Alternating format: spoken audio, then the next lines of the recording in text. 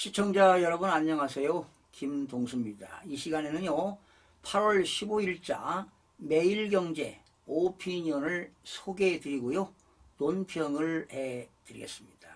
들어보시고 많은 도움 되시기 바랍니다. 글 제목은요 중국발 금융위기 경고음 강 건너 불 아니다 이런 얘기입니다. 여러분 관심을 다 가지셔야 될 것 같습니다. 중국 부동산 시장 침체 여파가 결국 금융 시스템까지 흔들고 있다. 중국 정부가 가장 경계하던 위기 시나리오가 현실화된 것이다. 지난 14일 대형 개발업체 유한양은 회사채 이자를 상환하는 데 실패했고, 이에 앞서 중국 최대 개발업체 비구 이유한은 지난 7일 만기가 도래한 액면가 10억 달러 채권 2종에 대한 이자를 갚지 못했다. 그런데 여기서요 개발업체 유한양은 국유 기업입니다. 국가가 운영하는 기업입니다. 중국에서 부동산 문제가 본격 불거진 것은 2년 전이다. 시진핑 정부가 수년간 공동 부유를 내세워 즉 같이 부자가 되자 이런 내용이죠. 부동산 시장에 규제를 가해 주택 수요가 급감했고 10대 개발업체인 헝다그룹이 지난 2021년 디폴트를 선언했다. 중국 GDP의 4분의 1을 차지하는 부동산 시장이 붕괴 조짐을 보이자 당국이 대출 규제를 풀며 수습에 나섰지만 이미 실기한 뒤였다. 경기 침체와 취업난이 겹쳐 주택 수요가 살아나지 않았다. 부실은 금융 분야로 빠르게 확산하고 있다. 고객돈을 모아 부동산에 투자한 신탁사들 중 일부는 최근 고객에게 만기 이자는 물론 원금도 지급하지 못했다.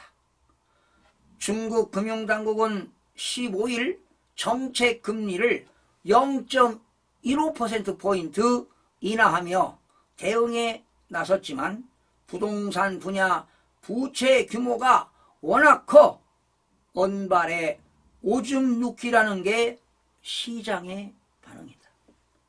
중국 50대 개발업체의 부채 총액은 약 20조 원에 달하고 20조 유안입니다. 20조 유안. 어마어마한 돈이죠. 모든 부동산 기업으로 범위를 넓히면 100조 유안입니다. 100조 유안은 우리나라 돈으로 따지면 환산하면 일경입니다. 일경 8,380조 원으로 추산된다. 우리나라는 잇따른 규제 완화로 최근 부동산 시장이 살아나는 분위기지만 3월 말 기준 131조 원에 달하는 부동산 PF입니다. 프로젝트 파이낸싱은 언제 터질지 모르는 뇌관으로 남아있다. 분양을 통해 PF 잔액을 줄여나가야 하는데 서울 아파트를 제외하고 지방과 수익형 부동산은 분양할 엄두를 못 내고 있다. 고금리와 건축 자재값 상승으로 사업성이 악화됐기 때문이다.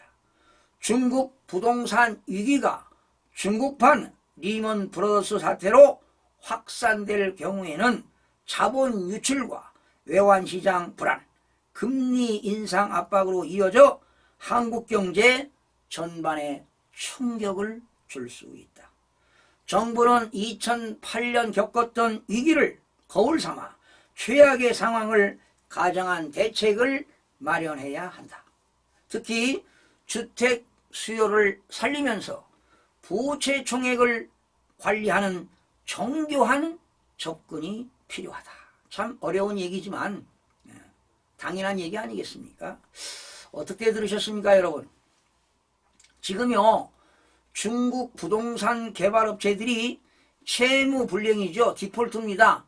채무 불량 위기가 금융권으로까지 지금 확산되고 있습니다. 외국인 투자 이탈까지 가속화된다면 중국판 리먼 미국 사태처럼 리먼 브라더스 사태가 올 것이란 우려가 큽니다. 부동산에 이은 금융업계의 연쇄 부도이기는 중국 리스크를 증폭시키는 악재입니다. 지난달 중국의 소비자 물가지수지요. CPI는 2년 5개월 만에 마이너스 0.3%로 하락하면서 디플레이션 공포를 확산시켰습니다. 사실은 모든 국가들은 지금 인플레이션인데요. 중국만 유달리 디플레이션입니다. 물가가 계속 하락하니까 국민들이 소비가 이루어지지 않습니다. 소비가 이루어지지 않으니까 기업들은 투자까지 이루어지지 않는 상황입니다. 지금 중국 정부가요, 청년 실업률을 아예 발표조차 하지 않고 있습니다. 지금 청년 실업률이 21.3%까지 올랐거든요. 이렇게 21.3%까지 치솟은 실업률이 신규 대졸자들이 대거 유입하게 되면 더 높아질 거라고 예상이 되자 중국 당국이 발표를 중단해 버린 것입니다. 즉, 이 상황은 중국 경제에 대한 불안과 불신만 더 키운 상황이 된 것입니다.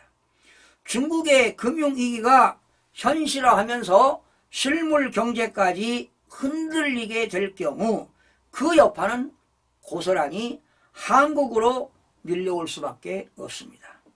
또한 글로벌 투자은행들이 지금 한국에 대해서 사상 초유의 2년 연속 1%대 성장 전망을 내놓고 있는 국면입니다. 그러다 보니까 증시와 환율 등에 미칠 충격파를 최소화하면서 우리나라는 수출 시장을 다변화할 수밖에 없습니다. 이렇게 수출 시장을 다변화를 통해서 중국발 불황에 대비할 경제 전략이 절실하게 필요할 때입니다. 그런데 문제는 지금 기획재정부 장관 겸 경제부총리는 우리나라 경제가 상저하고가 될 거라고 하고 있는데요. 절대 되지 않습니다.